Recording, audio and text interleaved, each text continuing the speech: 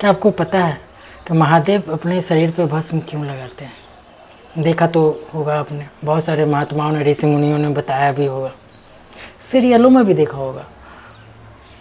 लेकिन इसके पीछे की कहानी, इसके पीछे की सच्चाई और इसके पीछे का रीज़न लगभग 0.0001% को पता है कि महादेव भस्म क्यों लगाते हैं। चलिए बात करते हैं। देखिए, हर एक वस्तु जो पृथ्वी पे पाई जाती है वो किसी न किसी चीज़ से मिलके बनी हुई है। उसी तरह हमारा शरीर भी पंच तत्वों से मिलके बना हुआ है। भगवान अर्थात भूमि, गगन, वायु, आकाश और नील। अच्छा ये बताइए, अगर आपका घर टूटेगा तो आप उसमें क्या लगाओगे? सीमेंट, ईंट, सरिया, इन्हीं चीज़ों से मिलके आपका घर बना हुआ है। तो जब वो टूटेगा तो उसकी सुरक्षा के लिए आपको उन्हीं चीज़ों की ज़रूरत है जिन चीज़ों से इस घर का निर्माण हुआ है।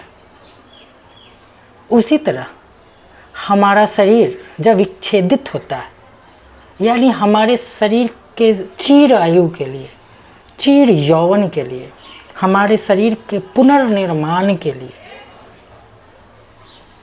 भस्म का बहुत ही महत्व है। चलिए जानते हैं कैसे।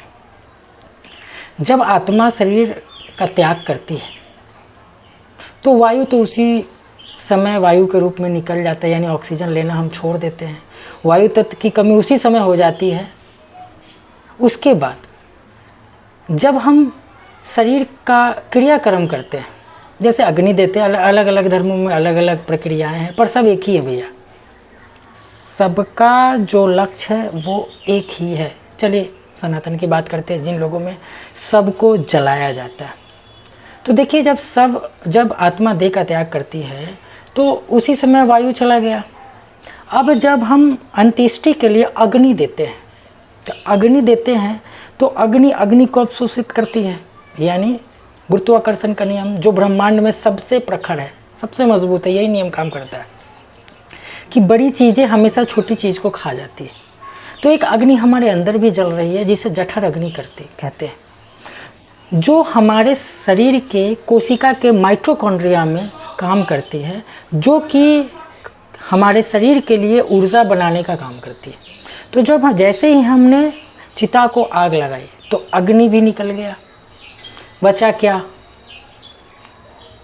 आकाश वह तत्व है जो हमारे शरीर में गैप के रूप में रहता है। आकाश ही हमारे शरीर के अंदर के ऑर्गन को सही स्थिति में बैलेंस करने के लिए आकाश तत्व की ज़रूरत है। हमारे शरीर के मांसल ढांचे को सही रूप में, सुचारू रूप में चलने के लिए आकाश तत्व का बड़ा महत्व है। तो जैसे ही हमने अग्नि दी, शरीर का विखंडन हुआ तो आकाश तत्व भी चला गया। अब बच गया जल और पृथ्वी। तो अग्नि जब सबको जला रही है तो जल ऑटोमेटिक उस अग्नि में वाष्प बन के उड़ जा रहा है, यानी हमारे शरीर से वाष्प भी निकल गया, यानी जल भी निकल गया। अब बचा क्या? पृथ्वी तत्व, यानी राख, पृथ्वी तत्व का सबसे शुद्धतम रूप। और चिता भस्म को ही क्यों लगाते हैं? तो अगर हम उनको इंसानी रूप में मानते हैं, मनुष्य जो है इस पृथ्वी पर सभी जीवों में सबसे ऊपर है, तो भगवान भी उससे भी ऊपर होंगे। तो जब हम उनको मनुष्य की संरचना में देखते हैं, उनके आकार में देखते हैं, तो पृथ्वी तत्व के देवता है महादेव। पृथ्वी तत्व के देवता है महादेव। और पृथ्वी तत्व का सबसे मजबूत तत्व कौन है? तो पृथ्वी तत्व का सबसे मजबूत रूप हुआ पहाड़, यानी महादेव पहाड़ों पे रहते हैं। जैसे कैलाश में ही महादेव है, ये सच है।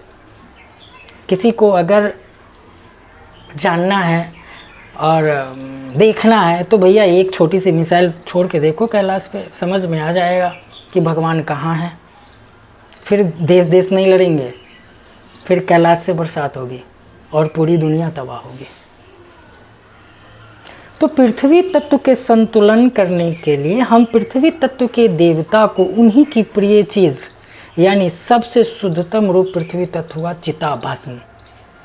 क्योंकि जिस पृथ्वी तत्व का इस्तेमाल, उन्हीं पृथ्वी तत्व का इस्तेमाल हुआ जिनसे ये शरीर बना है, यानी उस शरीर के लिए जिस पृथ्वी तत्व का चयन हुआ है सबसे वो उत्तम है। तो जब शरीर का नाश हुआ, जब हमने शरीर को जलाया, तो सबसे शुद्धतम रूप पृथ्वी तत्व का बचता है भस्म। इसीलिए महादेव अपने शरीर पे भस्म लगाते हैं। चलिए इसका साइंस इस तो जान लिए, चलिए इससे हमें क्या फ़ायदा है, हमें क्यों लगाना चाहिए। देखिए हमारा शरीर जब क्षय होता है, हमारे शरीर जब क्षय होता है तो उन 5 तत्वों की ज़रूरत होती है। अगर सोमवार के सोमवार दिन चिता भस्म लगाकर स्नान किया जाए, कुछ घंटों तक छोड़ के स्नान किया जाए, तो हम स्वस्थ रहेंगे। हाँ, चिता भस्म अगर हम नहीं भी लगा सकते हैं तो उसके और भी अवयव हैं। जैसे हमारे यहाँ हवन के लिए विशेष लकड़ियों का उपयोग किया जाता है, वो वही लकड़ियाँ हैं जो शुद्धतम रूप होती है। और जब उनको जलाया जाता है तो उनका जो अवशेष पृथ्वी तत्व, वो भी सभी तत्वों से मिलकर बनी हुई है, और जब उनको जलाया जाता है तो जो राख बचता है वो सबसे शुद्धतम पृथ्वी तत्व का रूप है। तो मेरे दोस्तों, सोमवार के दिन नवग्रह की लकड़ियों को जलाकर अपने शरीर पे मलो और फिर स्नान करो। देखो तुम्हारी ज़िंदगी में क्या परिवर्तन आता है। क्योंकि सनातन हर धर्म के लिए है। सनातन में धर्म की कहीं बात नहीं है यार। धर्म मतलब नियम, चाहे हिंदू हो, मुसलमान हो, सिख हो, ईसाई हो, कुछ नहीं करना है। सोमवार के दिन वही नवग्रह लकड़ियों का हवन करके जो राख बचती है उनको अपने शरीर पे मलो। 1 आध घंटे रहने के बाद फिर नहा लो। फिर देखो 2-3 हफ्ते में आप में क्या बदलाव आते हैं, आपकी शरीर की बीमारियां दूर होती है कि नहीं होती है। इसी छोटी सी जानकारी के बाद जय श्री राम।